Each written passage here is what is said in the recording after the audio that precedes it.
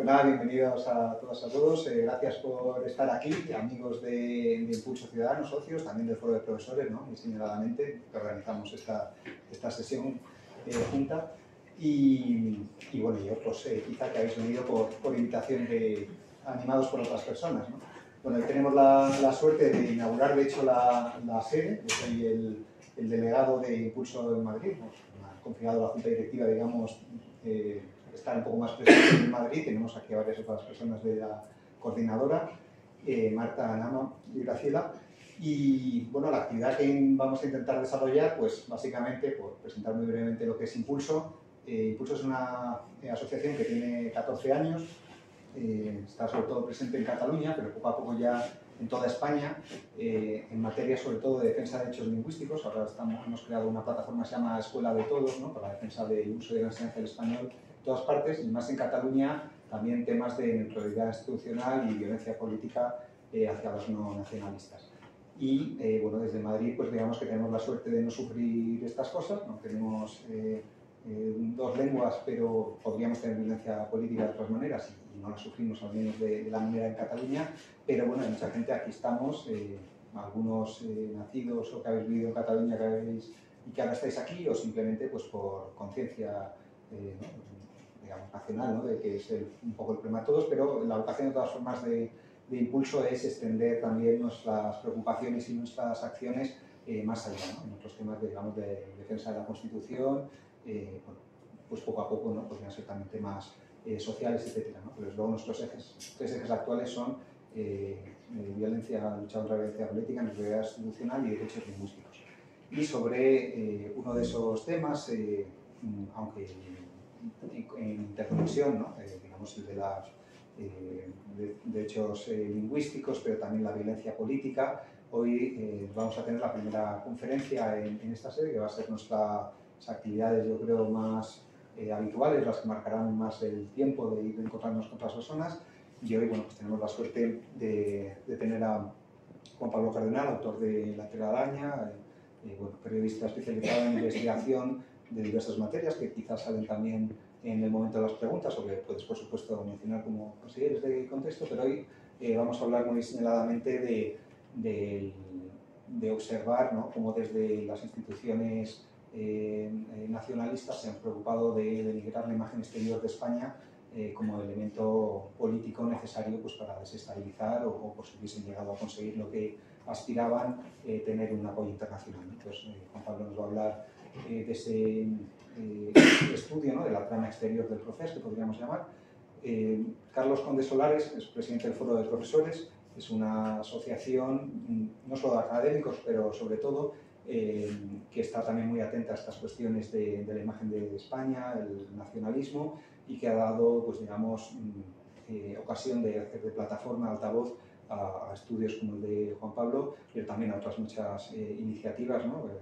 Muchas veces heroicas, ¿no? De un solo profesor, una sola persona, que a base de investigar, pues consigue contrarrestar o en buena medida los millones de euros que gastan a veces las instituciones para falsear, ¿no? la verdad. Y presentando y moderando, María Fernández Alonso, que es la secretaria de Impulso a nivel nacional, que viene como Juan Pablo, y de hecho han coincidido en el AVE desde Barcelona hoy, y Carlos desde aún más lejos, no sé si es el mismo, desde el Reino Unido. Y bueno, ya les paso la palabra, y nada, muchas gracias a todos por estar aquí en la presentación, y luego podemos hacer preguntas también.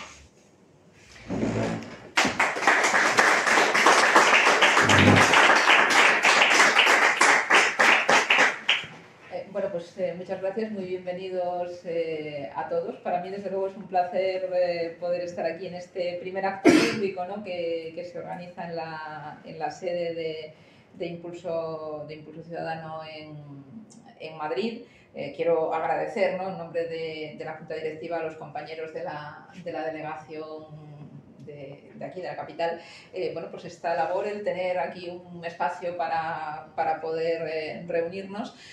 Víctor ha explicado muy bien, ¿no? Cuáles son los principales ejes de actuación. De manera muy sintética los podéis encontrar en nuestra página web. El paraguas con el que actuamos es la idea de de calidad democrática. Nos preocupa mucho la calidad democrática y el daño que particularmente el nacionalismo y en concreto el nacionalismo catalán vamos observando que hace, ¿no? Ahora, por ejemplo, tenemos, ahora que se habla mucho, ¿no?, en el proceso de configuración de las corporaciones locales y autonómicas, los presidentes de los parlamentos. Tenemos una presidenta del Parlamento de Cataluña que fue condenada recientemente por no permitir a varias entidades, a partidos políticos y entidades como la Asamblea por una Escuela Bilingüe, que comparte sede con nosotros, colocar una carpa en Vic. Ella es la alcaldesa de Vic y no les permitió colocar una carpa. Ciudadanos llevó el tema al contencioso administrativo y cuando el juez le pregunta a la alcaldesa, a la actual presidenta del Parlamento,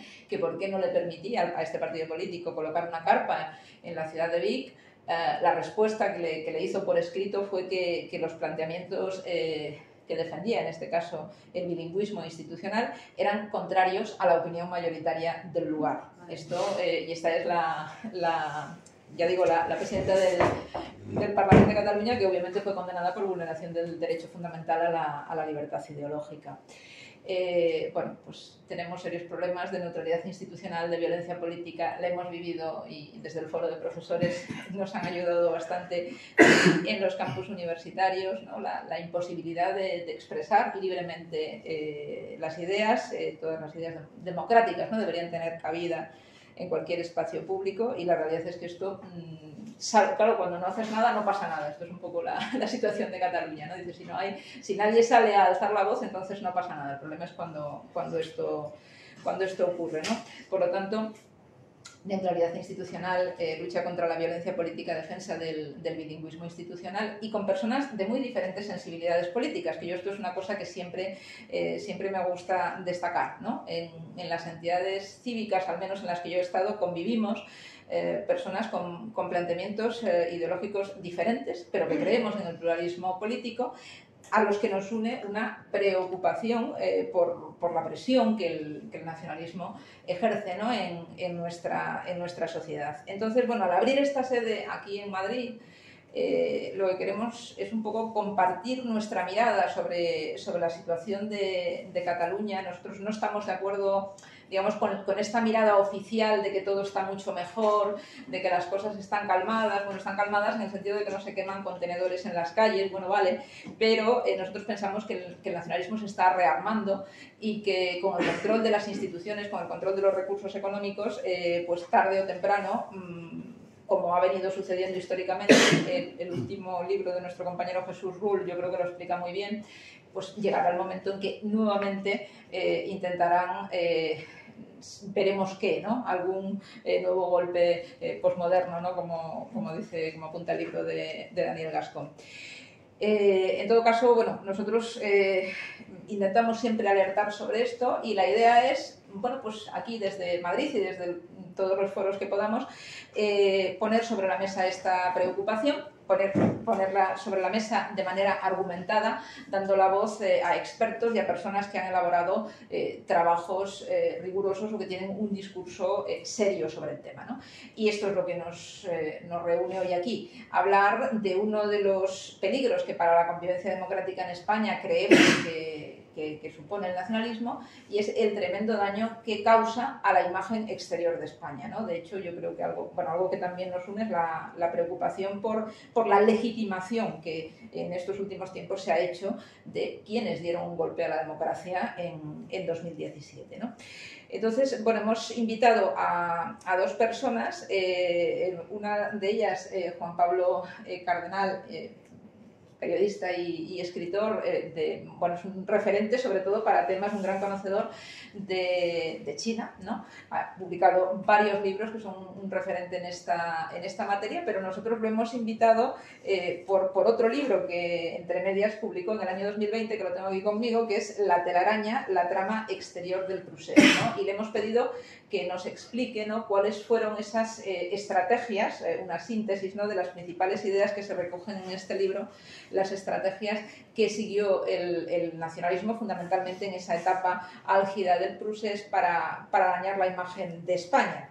Y a su lado, pues un ejemplo de reacción ante esas estrategias que fue el Foro de Profesores, que es, bueno, es una plataforma, no tiene forma jurídica, ¿no? Es un grupo que se articula, ¿no? Lo impulsa, su impulsor fue inicialmente Alfonso Valero, ahora ya hace 3 años, ¿no? que sí, Carlos Conde cogió, digamos, el testigo al frente de este grupo de profesores españoles, muchos que están en diversas universidades extranjeras y que vieron algunas de esas estrategias de ataque a la imagen de España en foros académicos, ¿no?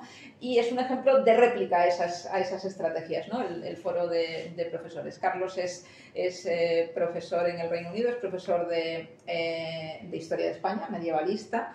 Pero bueno, pasa un poco como en el caso de Juan Pablo, no le tenemos aquí por sus amplios conocimientos sobre múltiples temas de aquel periodo, sino por la labor que ha hecho el Foro de Profesores en esa réplica a las estrategias del nacionalismo en el exterior. Por lo tanto, yo, si os parece, les daría la palabra para que hablen un ratito cada uno de ellos y después podemos abrir un turno de preguntas. ¿De acuerdo? Pues cuando quieras. Bueno, buenas tardes. Muchísimas gracias a Impulso Ciudadano y al Foro de Profesores por invitarme a esto y gracias por venir, ¿no? Bueno, este libro que comentaba Maribel surge porque yo, como decía, yo me he especializado, soy periodista un poco en retirada de todo ese mundo, por suerte, y me he especializado en la internacionalización de China y eso es a lo que me llevo dedicado los últimos 20 años. Fui corresponsal allí 10 años, etc., ¿no? Pero la motivación de por qué decido hacer un paréntesis y escribir este libro es porque yo soy catalán y ya en los tiempos de paz, o sea, yo en los años 90, que parecía que estaba todo bien, yo ya veía cosas que estaban mal, ¿no? Y lo que pasa es que en aquel momento era predicar en el desierto, ¿no? Incluso los tuyos pensaban que eras muy radical y muy extremista por decir cosas como, por ejemplo, todo el tema de la lengua, ¿no? Entonces, obviamente, cuando ocurre el golpe de Estado, porque a mí me gusta llamarlo golpe de Estado, yo me doy cuenta que soy alguien que es un fantasma que me ha perseguido toda la vida, que soy periodista y me echo las manos a la cabeza de lo que veo que se está diciendo en el extranjero, ¿no? Y de hecho, pues era, en mi opinión, un golpe de Estado en marcha, basado en un relato repleto de mentiras que nadie estaba neutralizando, ¿no? Entonces yo lo único que hice, como muchos otros españoles, cada uno en su pequeño ámbito, es tratar de neutralizar ese relato mentiroso en este caso en mi propio ámbito, y lo hicimos yo y muchísimas otras personas, muchas de ellas anónimas, porque quien lo tenía que haber hecho no lo hizo, ¿no? Y eso es algo que nos mató, ¿no? Ahora hablaré sobre eso. Entonces, bueno, esto fue un trabajo que hice en el año 2019, se publicó en 2020, hice bastante trabajo de campo en distintos países, en Estados Unidos, en Suiza, en el Reino Unido, en Francia, en Alemania, en distintos países, ¿no? Y la verdad es que fue muy doloroso, ¿no? Muy doloroso.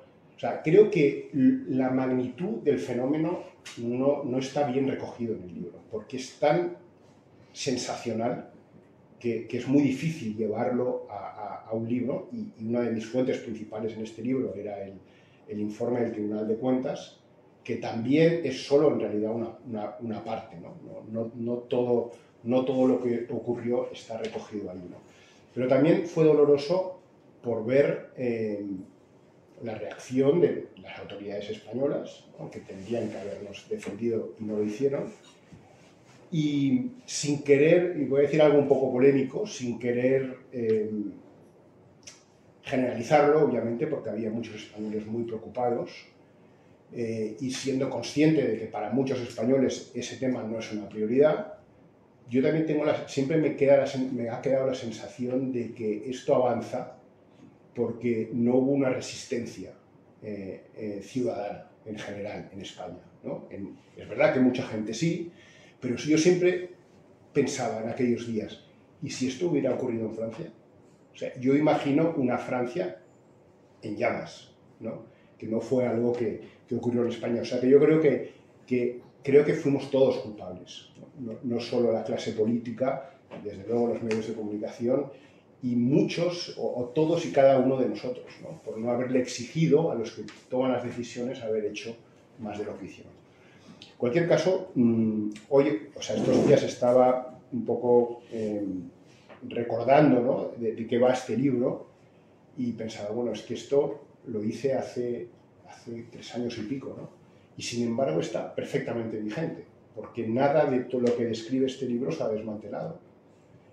Y de hecho, pues cogiendo lo que tú decías, Maribel, yo estoy absolutamente convencido, lo estaba en el año 19 cuando escribí este libro, que esto va a volver a ocurrir.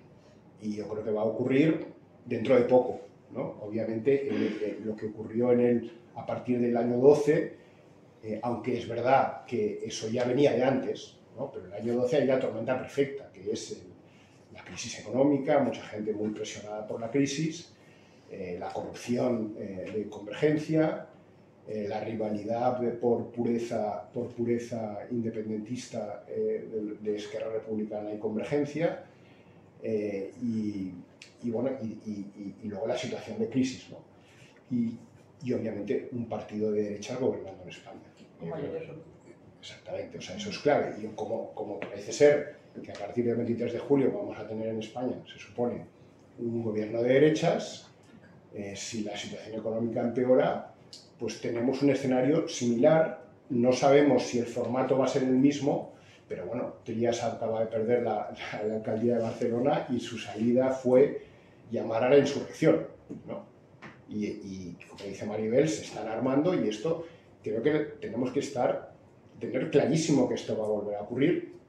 Y yo por eso cuando vengo a Madrid, y cuando digo Madrid me refiero al resto de España, es que me echo las manos a la cabeza, porque ¿cuántas veces hemos oído lo de que esto está muerto, ¿no?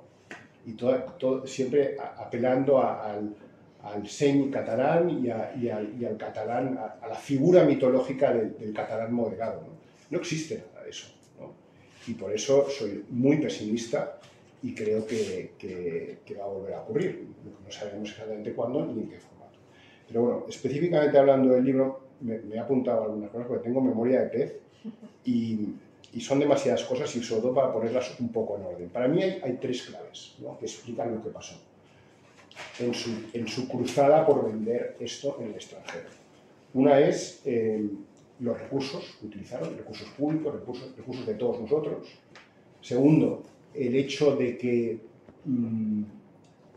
el gobierno entonces no neutralizara todo lo que ellos difundieron a martillazos, ¿no?, y con dinero público en el extranjero y en la propia Cataluña. Y tercero, la ignorancia de las audiencias internacionales. Yo creo que esos 3 factores juntos explican lo que pasó y por qué llegó tan lejos, ¿vale? Entonces, yendo a cada uno de estos 3 factores, la primera es, bueno, una Generalidad de Cataluña alineada, perfectamente alineada en todos los niveles y volcada en el procés durante años, ¿no? Y una gran inversión en recursos financieros, pero también recursos humanos, y eso es importante, ¿no? Y se convirtió, pues, en una acción coordinada, ¿no?, y prioritaria en todos los niveles de la administración catalana. Y estos eran los que manejaban los hilos. ¿Cuáles eran los 3 actores principales? La Secretaría de Asuntos Exteriores, ¿no?, las delegaciones de Cataluña, lo que se llamó las mini embajadas, que por cierto están todas abiertas y creo que han abierto más, y el Diplocat, ¿no?, que siempre se hablaba de que era una entidad público-privada. Bueno, más del 95% de su financiación era dinero público, ¿no? Pero a todos estos 3 actores se suman instituciones públicas que son más periféricas, ¿no? Por ejemplo, el Instituto Ramon Llull, que son públicas, también viven del dinero público y de las subvenciones, y también participaron de todo esto. También organismos y entidades que podríamos llamar que por ellas, o sea, por todo ese submundo es de donde sale el libro, la telaraña, ¿no? Es entidades subvencionadas con dinero público y creadas ad hoc para esto, ¿no? Entre ellas podemos hablar de la ANC o de Òmnium Cultural, pero muchísimas otras en todos los ámbitos de la sociedad catalana, que es la sociedad totalmente nacionalista que ideó Pujol en su programa 2000, ¿no? Que visto desde la actualidad parece increíble que ese tema pasara desapercibido, porque esa era la hoja de ruta, una hoja de ruta que se ha cumplido, ¿no? Pero a todos estos, que ya forman pues, un montón de distintas entidades, se suman los funcionarios de Cataluña, la prensa, por supuesto, afín al régimen, tanto la pública como la privada. O sea, nadie puede decir que La Vanguardia fuese neutral en esa historia, ¿no? Y luego todo el mundo educativo. A ellos se suman, y supongo que Carlos nos habrá conocido de cerca, un ejército de miles y miles de catalanes residentes en el extranjero que de motu propio, por patriotismo, pues han impulsado todo esto, ¿no? Y lo hacían sin, o sea, porque ellos que apoyaban este tema y lo hacían, bueno, fueron muchos de los promotores de muchas de las actividades, por ejemplo, en los centros, en las universidades y en otros tipos de centros educativos. Yo los definí en el libro como monjes guerreros, ¿no? Exactamente, en mi opinión, eran eso. Y luego toda la colección con todo tipo de perfiles de aliados extranjeros, ¿no? Pero me voy a centrar en los legisladores, periodistas, académicos y expertos de distinta índole, ¿no? Estos yo creo que hicieron mucho daño, porque en la mayoría de países, por no decir en todos, el tema de Cataluña no se conoce. Entonces ellos, de alguna manera, todas estas personas que se las habían trabajado, monopolizaron el discurso, ¿no? en sus respectivos países. Entonces, claro, si eres un político, un legislador, o eres un experto de lo que sea, o eres un jurista, o eres un profesor universitario, de alguna manera, por lo menos en determinados ámbitos, tienes presunción de veracidad, ¿no? Y yo creo que yo les tuve a muchos de ellos delante en distintas entrevistas, y yo ni me lo han contado ni lo he leído, o sea, lo he visto yo. No tenían ni idea, o sea, repetían como loros lo que les habían dicho. Y yo les puse en más de una ocasión en un brete de decir, bueno, y del 6 y el 7 de septiembre del 17, cuando objetivamente hay el atropello jurídico en el Parlamento de Cataluña, la abolición de la ley catalana y española, ¿qué tienes que decir? Imagina un interlocutor anglosajón donde el rule of law es sacrosanto. Ni idea, no sabían nada de eso, ¿no? No sabían nada de... O sea, ellos creían, o creen, muchos de ellos todavía, aunque es verdad que eso fue evolucionando, que esto era, que Cataluña era un clamor, y que era un clamor y que era una batalla entre el pueblo de Cataluña en su totalidad contra el gobierno de España. O sea, este es el planteamiento, ¿no? Nadie, o sea, se quedaban muy sorprendidos cuando les decías que en el mejor de los casos eran el 47% los que apoyaban la independencia, ¿no? Entonces, bueno, en cualquier caso, unos tipos, muchos oportunistas, mucho mercenario y gente muy sospechosa, en mi opinión, fueron claves en difundir todo ese relato sin realmente tener ni idea de lo que realmente pasa en Cataluña. Y luego, por último, estuvieron también muy activos en la contratación de lobbies internacionales, ¿no? El gasto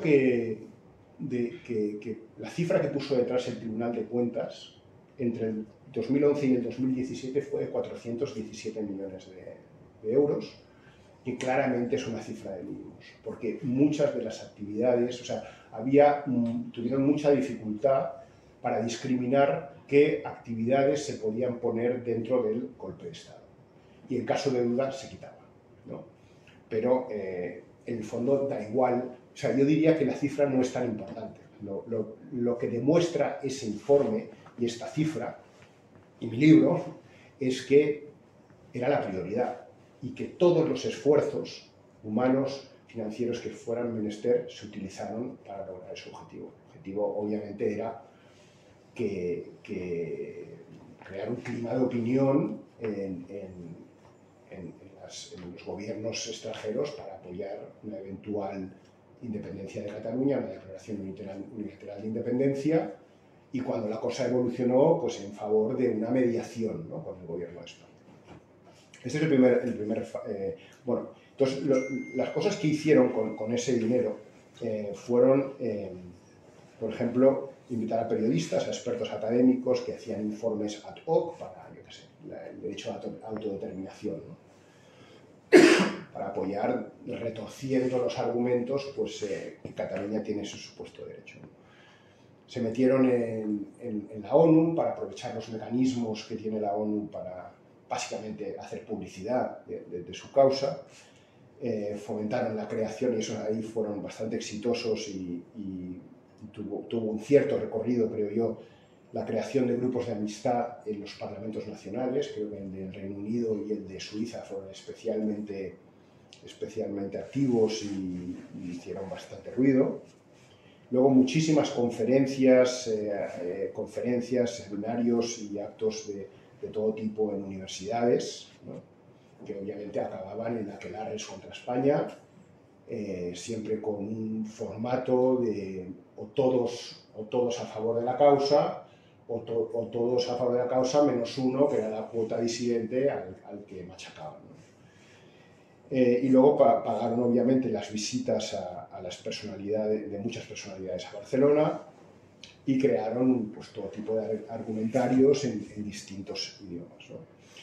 Entonces, este relato que ellos lograron transmitir, como decía antes, es un relato basado en mentiras, ¿no? Básicamente se resume en que Madrid y España son los culpables de las desgracias catalanas pasadas, presentes y futuras, ¿no? Y es el relato de la Cataluña sojuzgada por España, con la colección de agravios de toda la vida, los económicos, la explotación económica, el aplastamiento cultural y políticamente, pues el no dejarles ser libres ni el derecho a decidir, etc., ¿no? Y luego está todo el falseamiento de la historia. Pasaban pues el relato es pasar de que Cataluña era soberana desde la Edad Media, ¿no?, casi como un Estado moderno, pero en la Edad Media, así de curioso, y de ahí sin solución de continuidad a 1714, donde la guerra de la sucesión se convierte en la guerra de la secesión, y de ahí, tiro porque me toca, hasta Franco, ¿no? Básicamente esa era la idea. Y obviamente todo este relato, la otra cara de la moneda, es la España negra, ¿no? La España que no ha hecho bien la transición, que tiene tics de país autoritario, obviamente Franco siempre ahí presente, y en la parte más contemporánea, digamos, pues el PP como responsable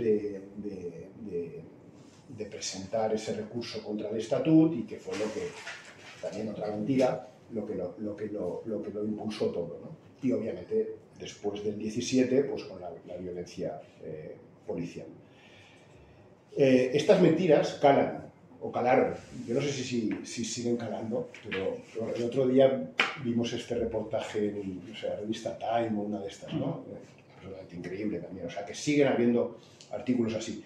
Pero estas mentiras, en mi opinión, calan porque, primero, que la crisis catalana es muy compleja para los que la seguimos, para los catalanes, para el resto de españoles, imaginaros para los extranjeros. O sea, realmente no entienden nada, y lo digo yo porque los he tenido delante, y además entiendo que no la entiendan porque es muy difícil de entenderla, ¿no?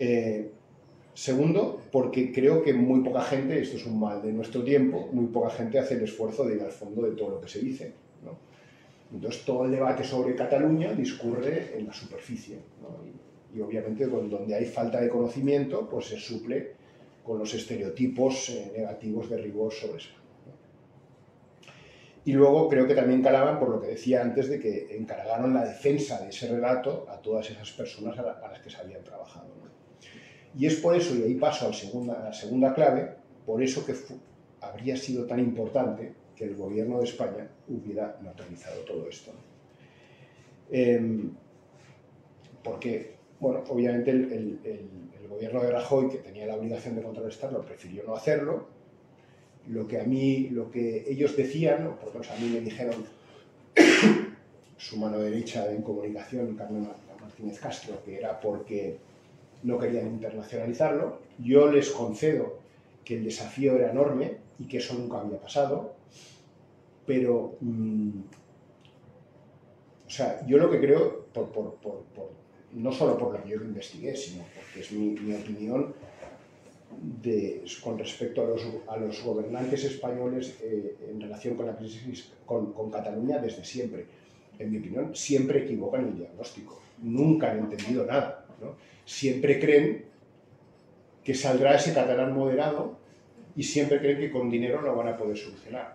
Y yo creo que eso fue un error de diagnóstico que fue parte de la explicación a por qué no querían escalarlo, ¿no? Pero, en cualquier caso, si no lo quieres internacionalizar, y esa es una pregunta que le hice creo que se la hice a Carmen Martínez Castro, no recuerdo muy bien, pero desde luego yo me la hago, o me la hice. De acuerdo, no lo internacionalices, pero ¿qué les impidió hacer pedagogía en Cataluña? Porque yo estoy absolutamente convencido que muchísimos catalanes se subieron a ese tren porque nadie lo estaba contrarrestando desde el gobierno central. O sea, ¿cuántos catalanes conocemos que no son independentistas, que empezaron a flirtear con el independentismo porque económicamente, a lo mejor, en una época de crisis, esa independencia iba a ser mejor para Cataluña, ¿no? Yo creo que eso fue un error garrafal. O sea, tú puedes intentar mantener un perfil bajo en el extranjero, en mi opinión también un error, pero desde luego en Cataluña, como siempre, como ha ocurrido toda la vida desde hace 40 años y como sigue ocurriendo hoy en día y como seguirá ocurriendo en el futuro, a los no nacionalistas nos abandonan siempre, ¿no? Jamás nos defienden, jamás nos han defendido, ¿no? Entonces, no sé, creo que si lo hubieran hecho, seguramente el apoyo social habría sido mucho menor. Estoy absolutamente convencido de eso, ¿no? Pero luego, a nivel internacional, el gobierno decía que ellos se trabajaron silenciosamente a las cancillerías, ¿no? Los gobiernos de cada país, ¿no? Bueno, ¿tuvieron éxito? Sí, si pensamos que nadie apoyó la independencia. También yo siempre digo que ninguno de esos gobiernos tenía un incentivo por apoyar la ruptura de un país, ¿no? Mucho menos en la Unión Europea, donde todos los países, prácticamente todos, tienen tensiones nacionalistas, ¿no? Pero, aparte de eso, hubo una historia que está reflejada en mi libro, que también recuerdo que lo escribió, se salió en El País y no sé en algún sitio más. Hubo una grieta en la Comisión Europea. O sea, el 3 de octubre de 2017, después de las imágenes de la policía, etc., pues de hecho, creo que quien fue que lo paró fue el comisario español de Agricultura, Cañete, porque en la comparecencia ante el Parlamento Europeo del día 3, parece ser que estaba escrito que la Comisión se iba a ofrecer como mediadora entre Cataluña y España, ¿no? Y entonces eso, como esas intervenciones pasan por todas las comisiones, pues, cuando le llegó a Cañete, el avión montó en cólera y durante 36 horas pues o sea, hubieron muchas personas de Madrid, el secretario de Estado fue a Madrid, de Madrid a Bruselas, y ahí se logró parar el golpe, pero bueno, por lo que yo pude saber, estuvimos muy cerca de que la Comisión, que era uno de los grandes objetivos que tenía en ese momento el independentismo, estuvieron muy cerca de sacar la palabra mágica y de ofrecerse como mediadores, ¿no? Hay gente que no le da mucha importancia a lo que eso habría significado y hay gente que le dice que habría sido el principio del fin, ¿no? En cualquier caso, ya acabo, en cualquier caso, aparte de trabajarse a los gobiernos, Un gran error que cometieron también el gobierno español fue desatender a la opinión pública de los otros países, ¿no? De los países en el extranjero. Sobre todo los países anglosajones, y Carlos, que está en Inglaterra, también debe saber mucho de esto, los gobiernos pueden apoyar a España con una situación así, hasta un límite. ¿Cuál era el límite? Las imágenes de la violencia policial, porque la opinión pública británica, en este caso, también ejerce presión sobre sus gobernantes, ¿no? Entonces también creo que fue un error por parte de nuestro gobierno el pensar que era suficiente con trabajarse a los gobiernos y desatender la opinión pública,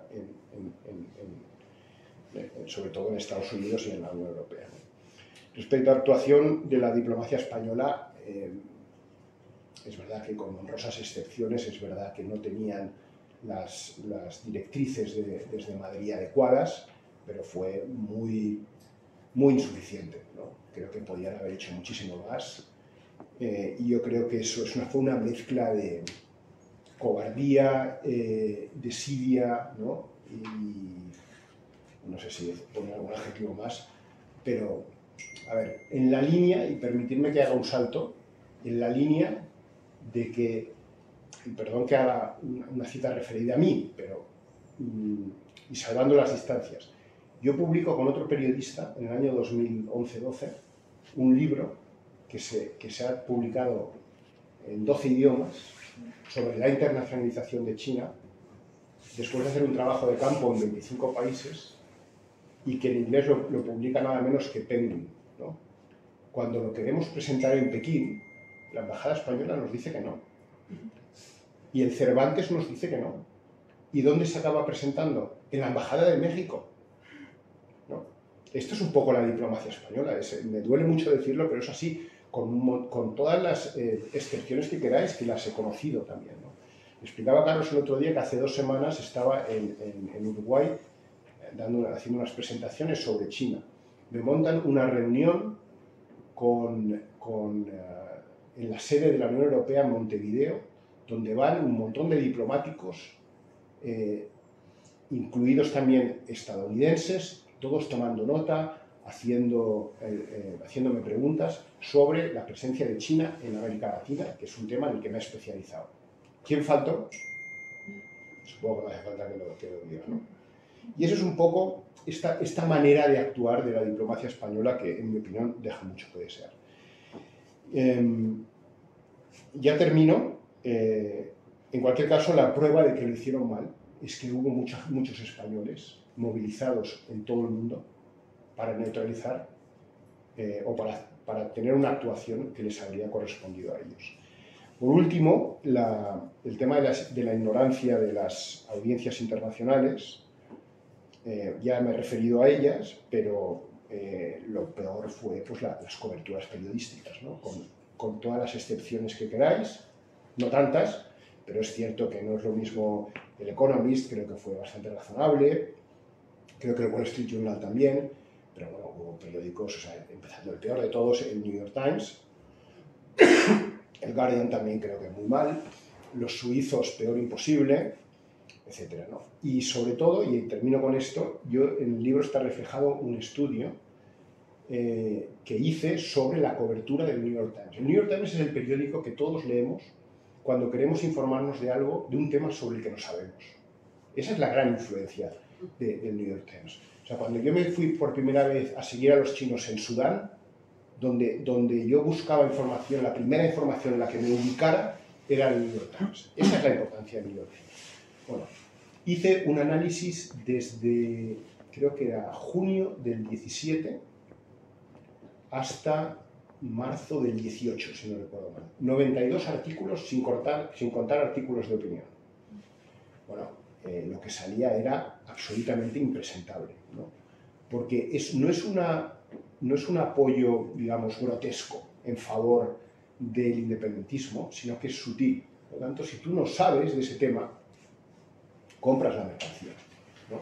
Entonces, había cosas como, por supuesto, menciones a Franco y a la violencia policial prácticamente en todos, sobre lo que pasó el 6 y el 7 de septiembre no hay ni una sola mención en 92 artículos.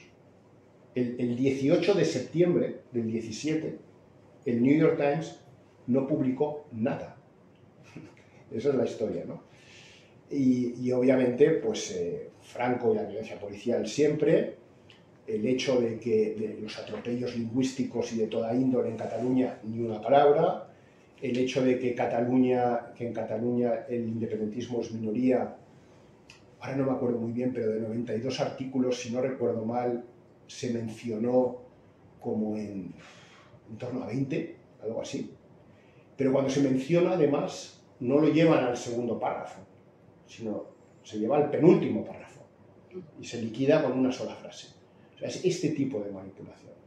Yo estoy convencido que si yo fuese alguien que no conociera el tema de Cataluña y que me interesara y me hubiese formado una opinión a través de lo que leía en el New York Times, yo estaría totalmente a favor de los independentistas catalanes. Eso fue lo grave del New York Times, y luego además ocurría que el corresponsal que había aquí era un tipo que tenía una relación muy estrecha con el Diplocat, que le encantaba Barcelona y que, por lo que pude saber y le hice la autopsia, pues era un tipo muy cercano a todo ese mundo independentista, ¿no?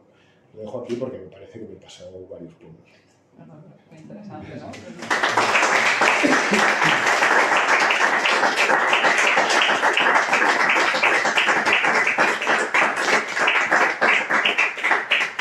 Muchísimas gracias, Juan Pablo. A ver, yo sí, claro, conforme ibas hablando, me iba acordando, ¿no? Me iban viniendo, pero yo viví todo aquello.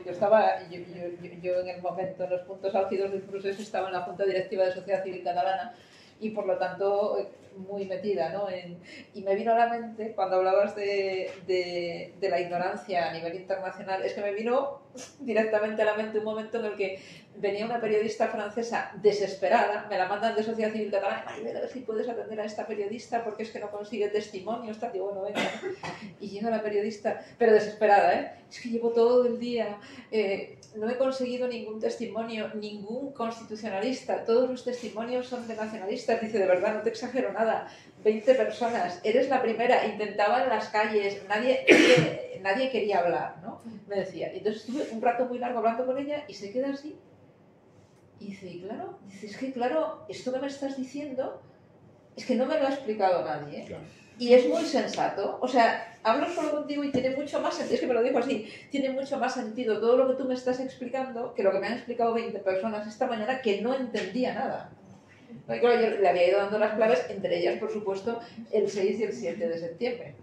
Que por poner un ejemplo de las universidades, y ahora le doy paso a Carlos, en las universidades hicieron un montón de pronunciamientos políticos, los claustros, tal, todos condenan todo, pero ninguno sobre el 6 y el 7 de septiembre.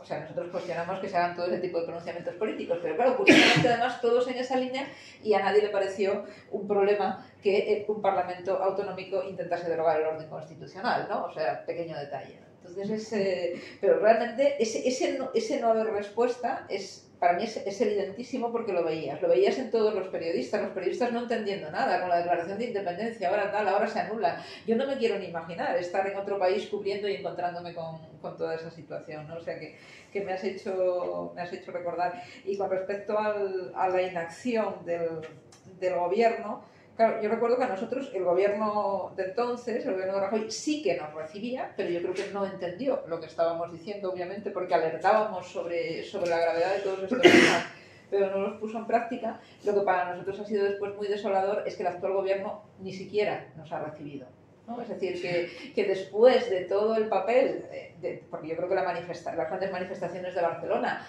y toda esa réplica, yo me corregiré, pero vamos, en el ámbito internacional tuvo que ser un contrapeso importante. Por fin se ve que hay una Cataluña que no está de acuerdo con todo eso, y eso todo pues lo movimos fundamentalmente desde la sociedad civil. Hombre, recibirnos habría sido, en la mesa de diálogo no está todo el mundo, porque no está la Cataluña que organizó todo aquello, ¿no?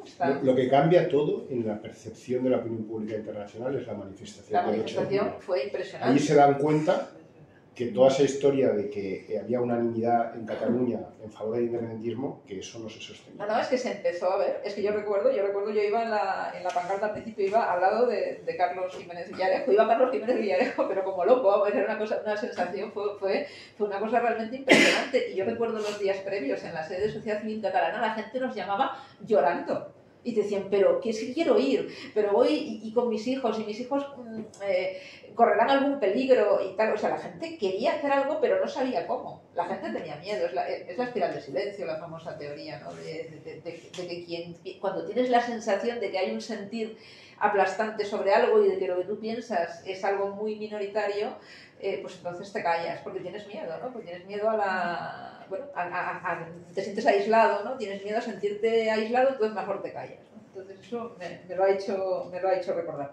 Pero bueno, sí que hubo, aunque nuestros gobiernos no reaccionaron como debieron, sí que ha habido reacciones desde luego desde la sociedad civil, empezando por todo lo que pasó en el propio año 17 y bueno, aquí hemos pensado que era interesante traer un ejemplo de esas actuaciones que se impulsan desde la sociedad civil, en este caso desde el ámbito académico, que es uno de los, digamos, de los focos, ¿no?, de atención de esta estrategia nacionalista en el exterior. Y bueno, pues aquí se articula una iniciativa que es el Foro de Profesores, integrado, como decía antes, por académicos españoles, algunos estamos aquí en diferentes puntos de España, pero otros en el exterior, y que empiezan a ver también todo esto y que van a determinados actos y que empiezan a replicar y que empiezan a contestar. Entonces nos ha parecido muy interesante traer a Carlos Conde, como decía, es profesor de Historia de España en el Reino Unido y que bueno, conoce especialmente bien, porque lleva 3 años, ¿no?, coordinando el Foro de Profesores. Entonces, no sé si nos puedes contar un poquito qué es esto del Foro de Profesores, para quienes no lo conozcan, y algún ejemplo, ¿no?, de alguna de las iniciativas que habéis emprendido. Bueno, que hemos, ¿no? Yo soy tropa, sí, pero claro. También es... Bueno, pues muchísimas gracias, Maribel, Víctor y amigos de Impulso Ciudadano. Para mí es un honor estar aquí hoy estrenando este local conjunto de Impulso, este espacio, y además en compañía de Juan Pablo, que es un auténtico referente en lo suyo, y no solo referente periodístico, pero referente de compromiso además con la verdad y con el rigor.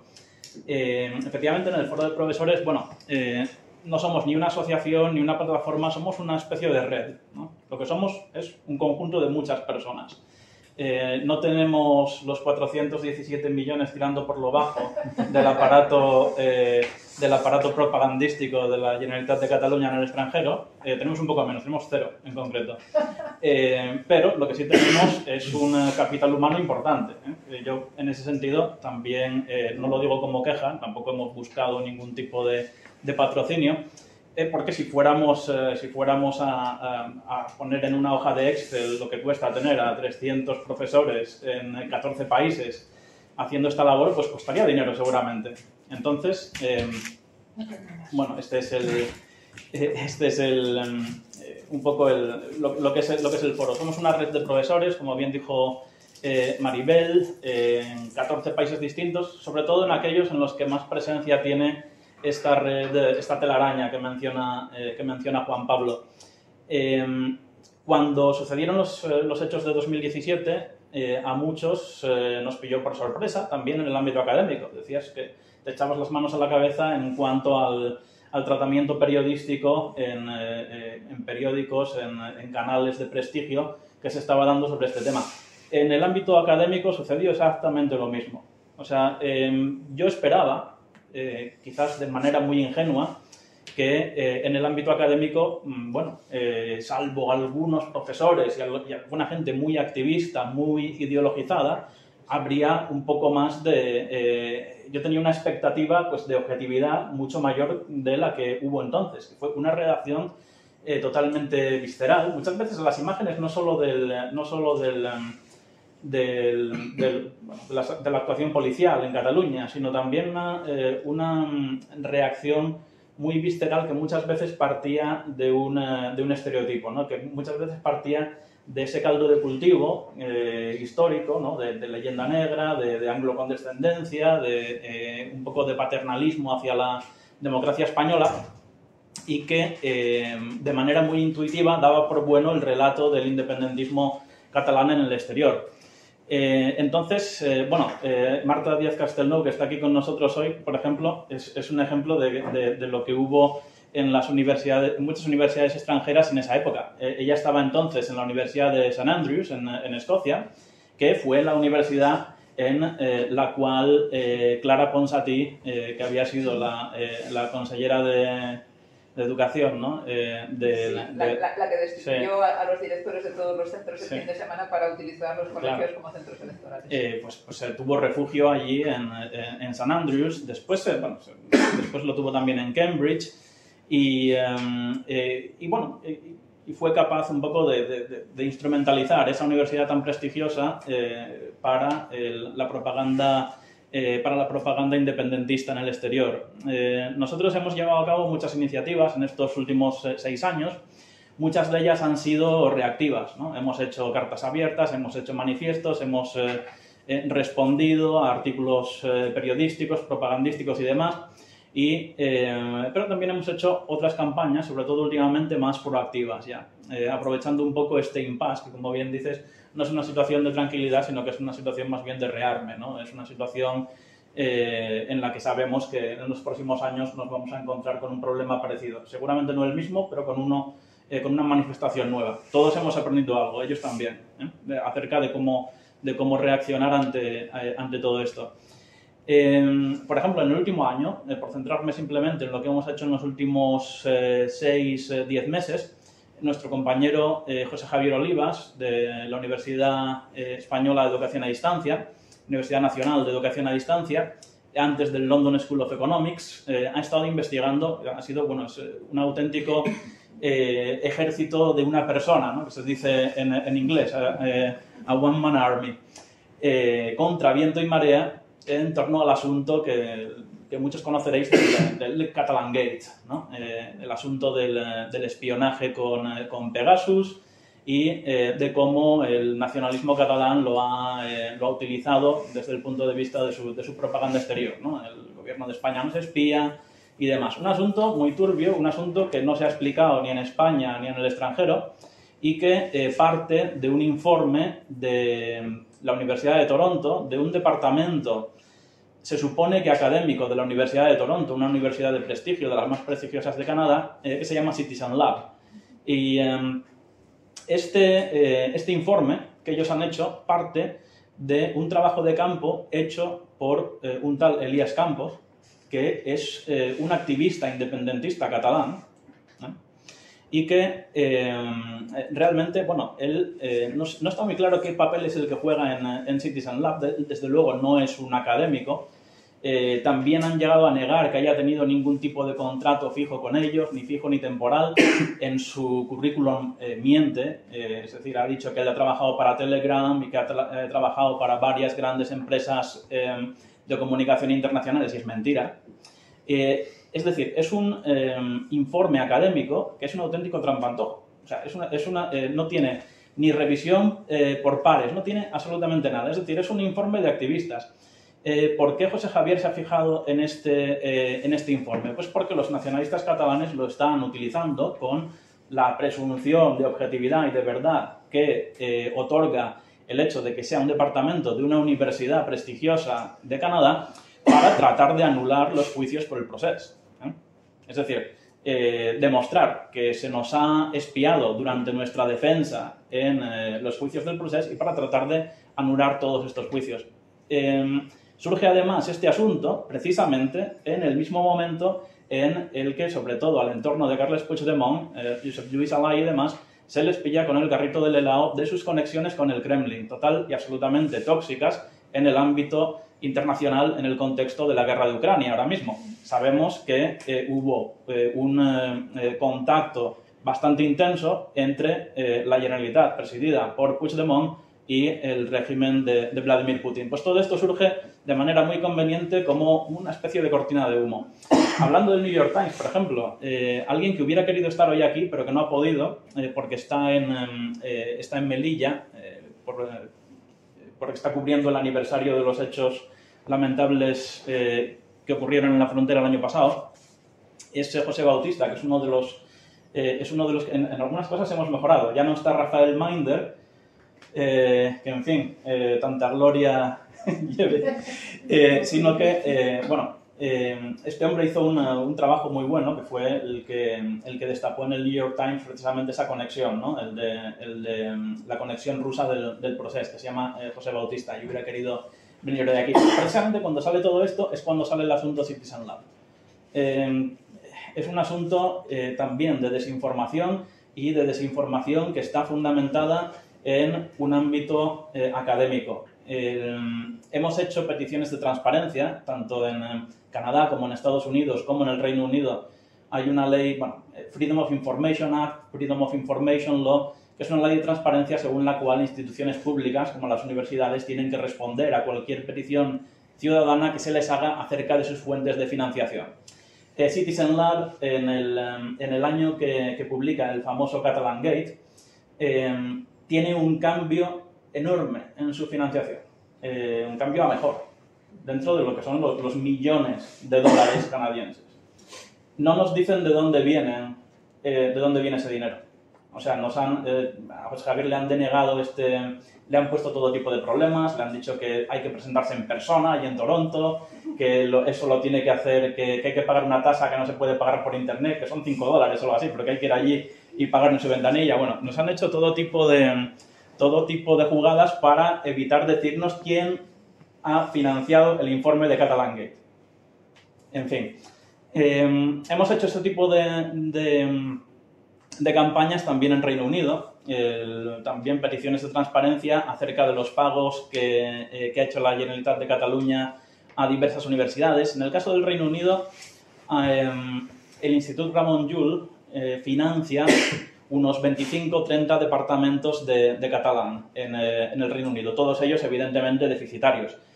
Para daros una idea, los estudios de lenguas modernas, desgraciadamente, en el Reino Unido, son todos deficitarios. Es deficitario el francés, el alemán y el español.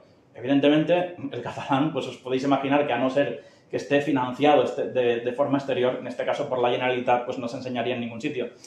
Pero estos lectores del Institut Ramon Llull son gente que procede del sistema universitario catalán, son gente que está muy bien filtrada siempre, que todos los que conozco son activistas independentistas y se utiliza este ámbito, ¿no? Este ámbito que proporciona el Ramon Llull precisamente pues, para hacer actos, para hacer auténticos aquelarres muchas veces en los cuales pues, bajo el pretexto de la difusión de la cultura catalana y demás, lo que se suele hacer es propaganda política, propaganda nacionalista, investida de esa pátina de respetabilidad que es lo académico.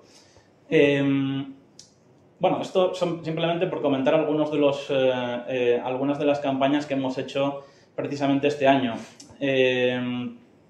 Diría también, y yo creo que en ese sentido quizás soy un poquito más optimista que Juan Pablo, que es bastante fácil hacer cambiar de opinión a la gente que solo ha escuchado la versión nacionalista. A veces puede ser muy frustrante, porque te encuentres con gente que es racional, con gente que es inteligente, con gente que está bien instruida, con gente que sabe de lo que habla en cualquier ámbito, pero que en este no sabe de lo que habla. Muchas veces basta, simplemente no hace falta ni siquiera pronunciar tu opinión, basta simplemente desmontar los hechos uno por uno, no hace falta utilizar ni un adjetivo para que ellos vean, hombre, si me han engañado. O sea, todo esto que me han contado era mentira. Pues, efectivamente, ¿no? Entonces, en ese sentido, yo creo que es relativamente fácil. No harían falta los 417 millones que ellos tienen para contrarrestar esto. Haría falta mucho, mucho menos. Sucede, sin embargo, que esa respuesta no existe. O sea, existió en su momento Marca España, existió España Global, y eso es lo mejor creo que se puede decir acerca de ello, que existió. No tenía realmente ningún presupuesto, era una cosa muy voluntariosa, pero bueno, realmente dependía un poco pues de la actividad de individuos, ¿no? Y cabe decir también que hay mucha gente en el ámbito diplomático pues que vive esto con gran frustración, ¿no? Ellos querrían hacer más cosas de las que hacen. Muchas veces se pone en contacto con nosotros gente de las embajadas y nos dicen, oye, ¿por qué no tratáis de responder a esto? Dice, sabemos que esto es lo que nosotros deberíamos estar haciendo, sobre todo con los últimos gobiernos. Sabemos que esto es algo que deberíamos hacer nosotros, pero quizás vosotros lo podéis hacer pues, no sé, con un poco más de libertad, con un poco, una vez más, con esa respetabilidad de que, bueno, no sois el cuerpo diplomático y bueno, entendemos, ¿no? Que muchas veces no pueden o piensan que no pueden responder a todo esto. Pues bueno, como digo, hemos también, bueno, nuestro ámbito especializado es el académico, evidentemente. Una de las cosas que hicimos precisamente este año también fue tratar de analizar qué se ha escrito en revistas académicas acerca del proceso, porque han pasado unos años ya, y evidentemente ya hay una bibliografía académica en torno al proceso, en torno a lo que se dio en esos años, en el 2017 en particular. Una bibliografía desde el punto de vista de los estudios históricos, de la sociología, de la politología y, en fin, nos encontramos con una situación en la cual si alguien hoy en día quisiera escribir un artículo, informarse de forma académica acerca del proceso y lo hiciera en lengua inglesa, como hacen el 99% de los estudiosos internacionales hoy en día, por lo menos en Occidente, se encontraría con una bibliografía académica total y absolutamente sesgada en favor del independentismo. Total y absolutamente. Es decir, alguien que con ambición de objetividad se acerque a todo eso, va a escribir un libro, va a escribir un artículo, y de hecho están sucediendo. Hemos visto libros de New History of Catalonia, de Andrew Dowling y demás. Por desgracia nos falta ya John Eliot, que falleció el año pasado. En fin, lo que nos encontramos fue pues, varias decenas de artículos sobre el 1 de octubre, sobre el proceso de ruptura, casi todos ellos, por no decir todos ellos, con postulados que abiertamente parten del relato nacionalista. Y muchas veces incluso con un prurito de objetividad, es decir, bueno, yo soy equidistante y tal. Son equidistantes dentro de lo que es un cherry picking total y absoluto, ¿no? de evidencia y dentro de lo que es un marco, un state of mind total y absolutamente nacionalista y que cuestiona la legitimidad de la democracia española como base, ¿no? Se parte de ahí. O sea, que a partir de ahí no se puede llegar a ningún sitio bueno. Indagando un poco más acerca de los autores que han venido escribiendo toda esta bibliografía, nos encontramos con algo escandaloso y fue algo que, de hecho, nos publicó el diario El Mundo en una editorial hace unos meses. Y es que los autores, prácticamente todos, no todos, pero prácticamente todos, pertenecen a una institución que es el Institut d'Estudis del Autogovern. Mencionaste antes una serie de instituciones, ¿no?, de la Generalitat. Esta es otra. Institut d'Estudis del Autogovern. Depende directamente del Departamento de Presidencia de la Generalitat de Catalunya. El presidente del Institut d'Estudis del Autogovern es Pere Aragonès. Ahí están una serie de académicos, Requejo, el más granado de todos ellos, y todos estos son los que han escrito esta bibliografía, uno por uno. Miramos un poco más la biografía de esta gente y ver quiénes son. A ver, cuando uno escribe en una revista académica, uno tiene que declarar sus conflictos de intereses ideológicos, económicos, los que sea. Tenemos, por ejemplo, consellers de la Generalitat de Catalunya que están escribiendo acerca de las políticas de su propio departamento sin declarar que, además de ser profesores universitarios, o de haberlo sido, o de estar en excedencia, también han trabajado para el propio gobierno del cual están hablando en un artículo académico. Después, algunas de las respuestas que nos dieron los comités editoriales fueron, bueno, pero este artículo ha superado una serie de controles muy rigurosos de doble peritaje ciego.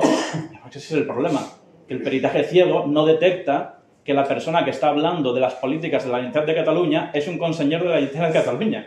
O sea, que lo pueden... Dice, después nos decían, no, es que nos queréis censurar. Pero no, que censurar. Vosotros, a la vista está que podéis decir lo que queráis, desde el poder, además. Lo que no podéis hacer es escribir en una revista académica sin declarar que tenéis un interés evidente en lo que estáis escribiendo. Muchas veces los comités nos dieron la razón, nos dijeron, bueno, esto está muy mal, esto no debería haber sucedido. Indagamos un poco más y vimos que muchos de los números especiales sobre nacionalismo estaban financiados directamente por el Instituto d'Estudis d'Autogovern. No aparecía absolutamente nada en las publicaciones, no decía de dónde provenían las fuentes de financiación. Últimamente hemos vuelto a mirar y hemos visto que aparece un epígrafe en el que dice presentación financiada por el Instituto d'Estudis d'Autogovern, punto. Pero hay que mirar, hay que fijarse muy bien. El daño ya está hecho de todas maneras. Eso sigue publicado y eso está en revistas que, bueno, en principio están indexadas y en revistas que en fin, están perfectamente, la gente las va a acceder a ellas con la expectativa de que sean objetivas. Y ya os digo, bueno, todo tipo de desmanes en ese sentido. Gente que son altos cargos de Esquerra Republicana y que también escriben acerca de las políticas de su propio partido sin declarar que son militantes del partido. Y bueno, una serie de... Esa es la bibliografía académica en inglés que hay ahora mismo acerca del proceso. O sea, y esto, bueno, la gente puede pensar, ¿esto realmente es tan grave? Pues sí es grave. Porque cualquier institución, en un conflicto futuro, cualquier institución que con un deseo de objetividad diga, pues vamos a fijarnos en la literatura académica, en la literatura legal, en la literatura de politología y demás, pues les va a dar la razón a ellos. O sea, es así de grave. Es así de grave porque, como dijo Juan Pablo, yo creo que en 2017 estuvimos mucho más cerca del desastre de lo que mucha gente se cree.